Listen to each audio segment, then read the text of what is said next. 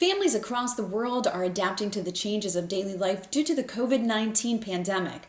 The children are looking to the adults for guidance, but how can they provide that to the children if they fear, they're stressed, and depressed? Joining me today to give us some tips on how to do that is Doreen Bazil, who is a licensed clinical social worker, works for Shenendehowa School District, and Carter Psychological Associates. Thank you so much for joining me today, Doreen. Thank you for having me. Doreen, schools are closed now. Kids are home, parents are home. Schedules are all discombobulated, and we parents have to teach the kids. We have to provide a daily routine. How do we do that?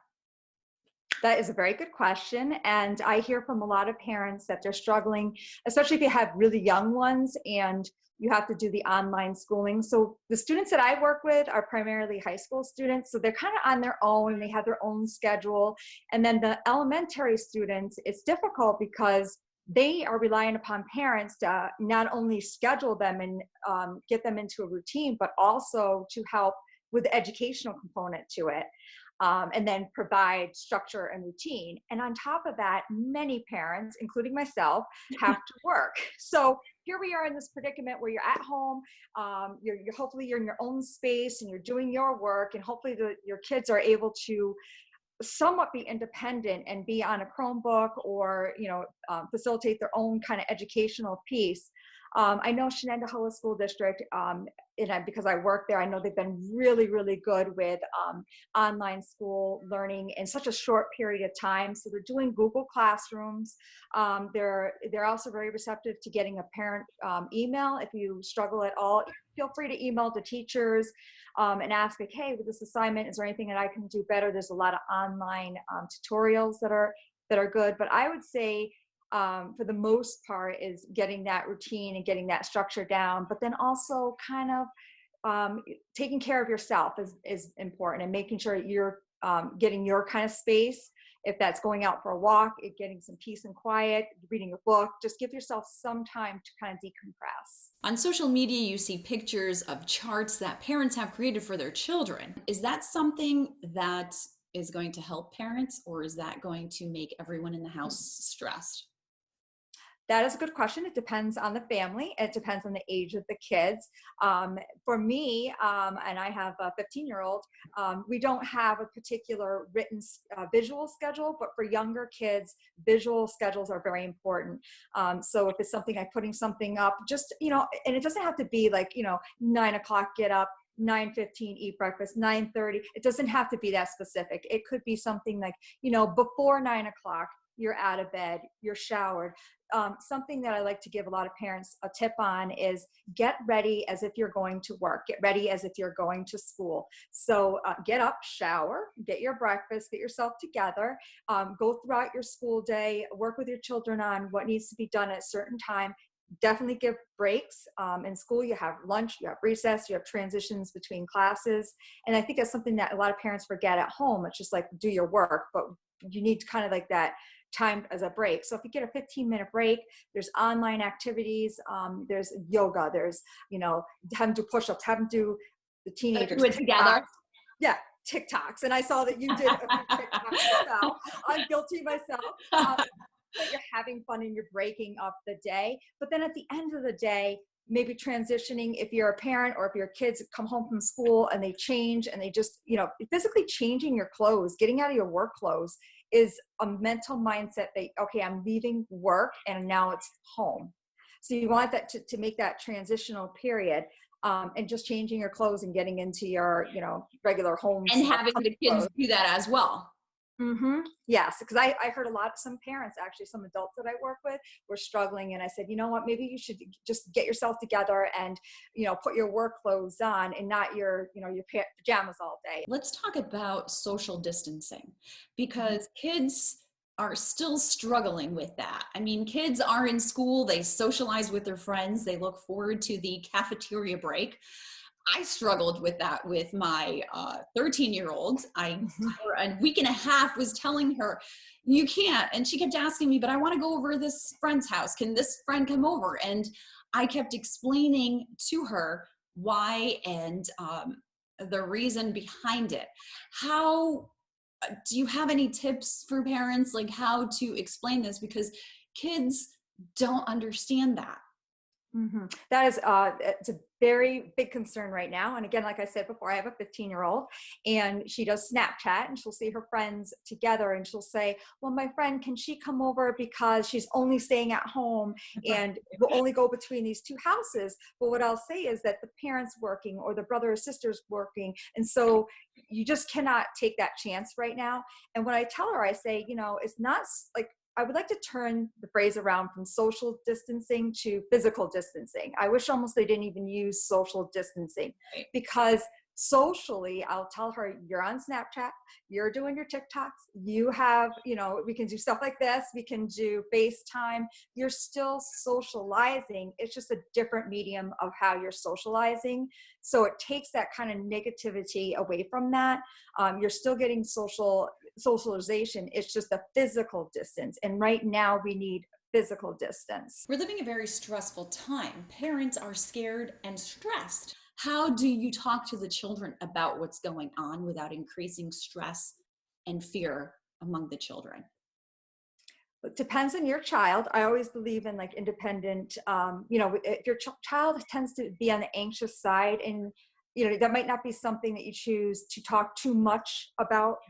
The media and the news, it's all over. And for adults, it can be very stressful. And I even recommend adults, listen, you get up and you have your coffee, give yourself time to do an hour of news in the morning. It's not going to change, hopefully too much by evening.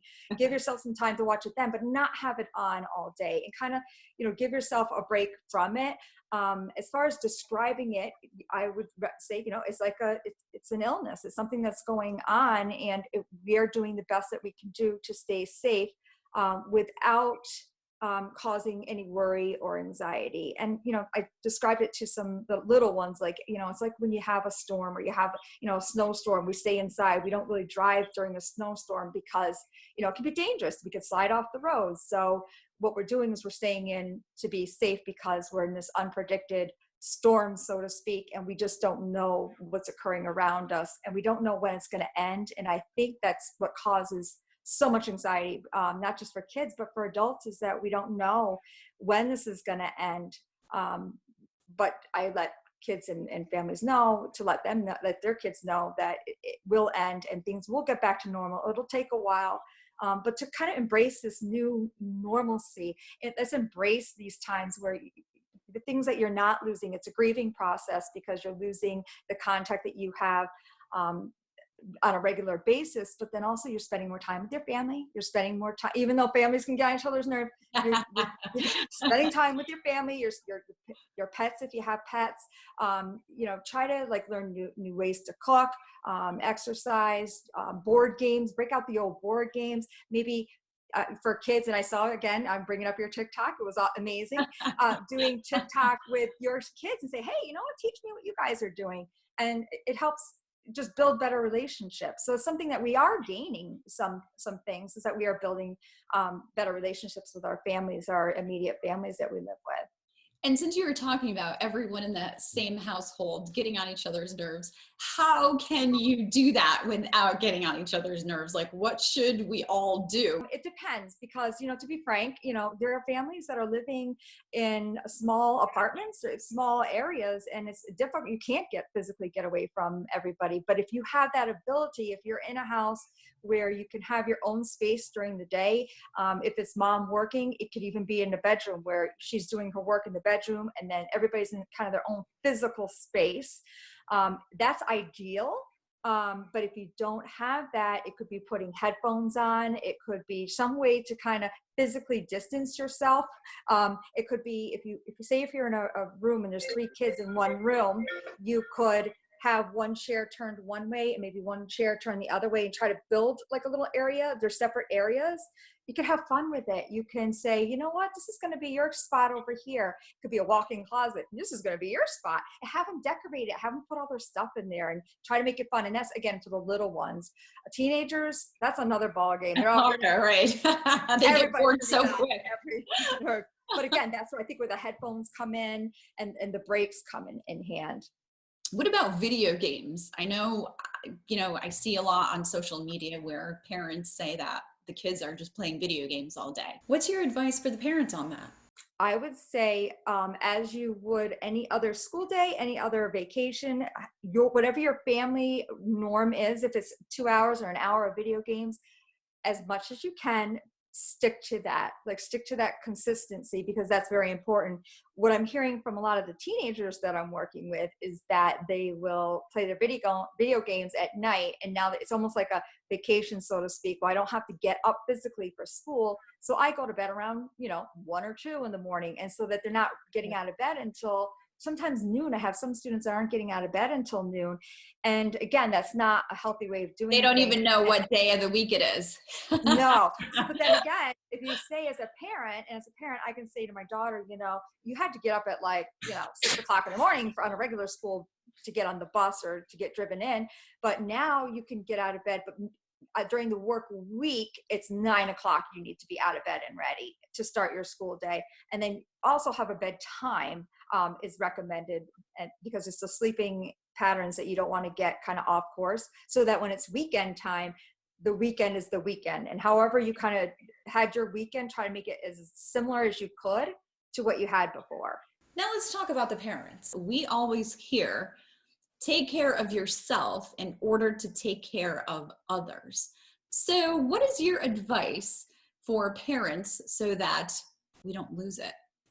Yes. And parents are struggling. Again, there's a whole broad spectrum of it, because you have the parents that are home now and trying to work, and they have toddlers. And I couldn't imagine being at home and being on my computer talking to patients and trying to get through their own stuff, and then having a toddler running around, or 2 or 3 toddlers, and trying to referee. There's no babysitter now.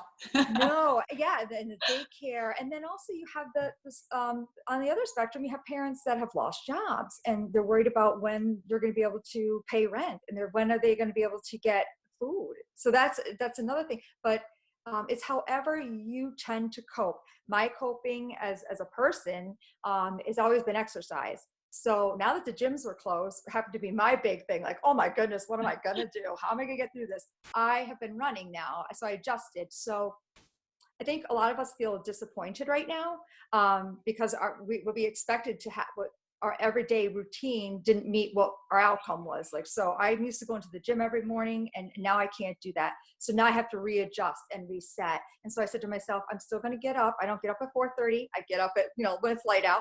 I'll go for a walk. I'll go for a run. I'll do some weights. So whatever your coping skill is, if it's reading, make sure you carve out time to read. If it's yoga, it might be something you want to explore, something else where you want to say you want to try yoga and you never have had time. So I'm going to get up and try this. And just, there's a lot of free websites. There's a lot of free things out there right now. Doreen, is there anything else you would like to add, advice for parents or even children who are watching?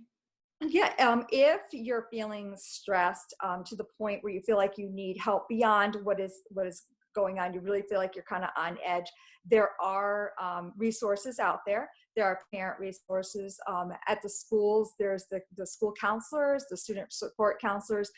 Email, look on the websites of the school. And I work at Shen, but there's other schools have websites. Use the resources.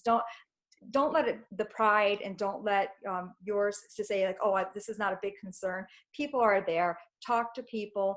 If it's a clinical type thing, I work at Carner Psychological part-time, and we're doing online telehealth therapy. So even though it's not someone one-to-one, face-to-face, it is online therapy. So it's like a FaceTime type of thing. So they are offering that, which I think a lot of other clinical places offer. If it's the point where you feel like you need to call your doctor, your MD, call them. Utilize resources is my main recommendation. And be kind to yourself. Be kind, be kind. No one's going to be a perfect parent right now. Right. Nobody's expecting that. And no one's ever a perfect parent. Right. But during these times, we're all just trying to get by and just try to, have faith and just believe that things will be back to normal at one point. And try to look as positive as much as you can, right? Yes. Doreen, thank you so much for joining us today. Thank you. And thank you for joining us for this segment of Positive Parenting with Paula. I hope you join us next time. In the meantime, stay home and stay safe.